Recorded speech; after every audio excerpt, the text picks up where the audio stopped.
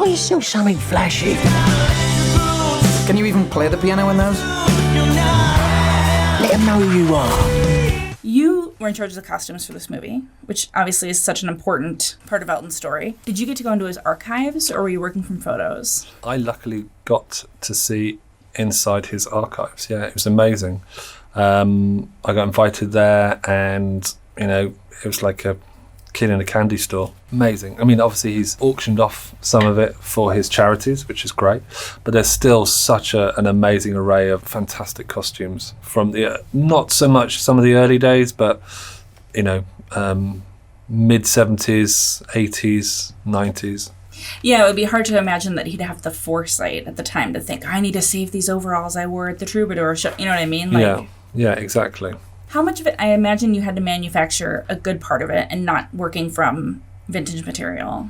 No, we had to make everything. Yeah. I mean, everything you see here is all made and designed by, well, I didn't make it, but it's all designed by me, and then I've obviously got a team of people to make it. What were some of the biggest challenges you had? Or did you try to use different materials than maybe that costume might have been made out of?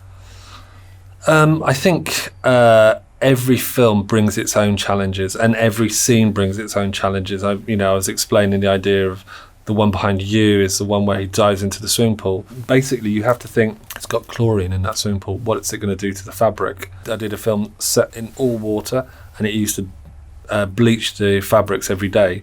So you have to think about what's the water going to do to that, or what's going to happen when he's, hot in that, or, so there's everything sort of brings its own challenges. Yeah, and also, I mean, it's interesting to think like, oh, that would have probably made out of the worst polyester at the time. Maybe today we should make it out of something that's maybe a little more breathable. No, we found the worst polyester. For the devil suit, that's all, man-made lycra. Yeah. Heavy duty lycra, because otherwise it would just look limp, and so that was a.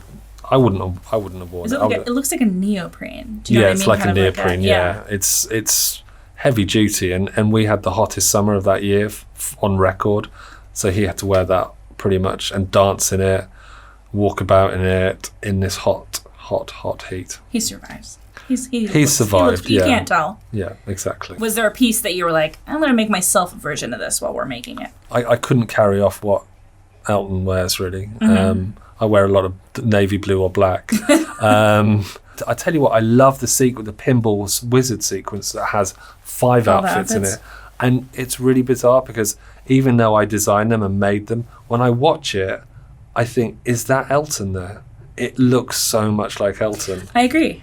It really does. And so that's why I like that. Even though the one behind me appears in that, and that's not, I made that up, designed that myself. It's not a replication of his one. It seems legit. It does. It seems like he should have worn it. And I think that's what I wanted to do throughout the whole experience, was get you to feel that these were his costumes, but also at the same time, it was a musical fantasy, so it's something completely different, that they're not the actual ones, apart from the Dodgers. Even though that was made out of sequins originally, and we made it out of, we put 240,000 crystals on it. Very heavy. Don't you want to just sing without this ridiculous paraphernalia? People don't pay to see Reg White. They pay to see Elton John. Sorry. I know. I was so surprised that there was not like an official glasses launch that came with this movie. You know what I mean? I came out with such glasses envy and thinking about Elton's like personal glasses collection, and then all the stuff that you guys had for the movie. Were you making those as well? Were you sourcing them? We did 3 things. We sourced original 70s glasses and adapted them. The 70s glasses are quite fragile, so we got modern designer glasses. Gucci gave us a few pairs of glasses, which was great, and we made the vast majority of the glasses. Like the ones behind me, the star glasses, we made those. You have to like tilt them in kind of. Yeah, I mean, you could buy star glasses, but you kind of have to get the sizing right. You know what I mean? You have to get everything right. Exactly. And those are rimless, so they're very particular. So again, we replicated some of his glasses, made them up, bought. So it was a mixture of things. I have to imagine too that like maybe you don't always get to make glasses, so it's like I have to find a glasses manufacturer that can make 3 custom glasses. Yeah. There's one of the guys that I used, he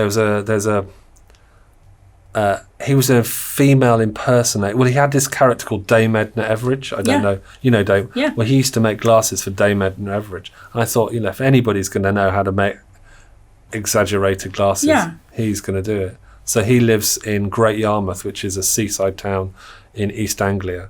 And, he's been making glasses for a long time. And I rang him up and he was like, yeah, okay, that's no problem. Send me the designs. And he'd send them back in the post. He was a revelation. He was amazing. You also worked on Bohemian Rhapsody. What did you learn from that movie that you brought into this movie?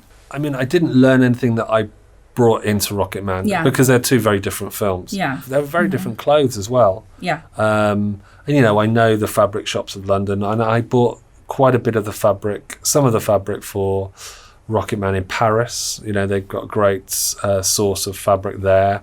Had some of it imported from Italy.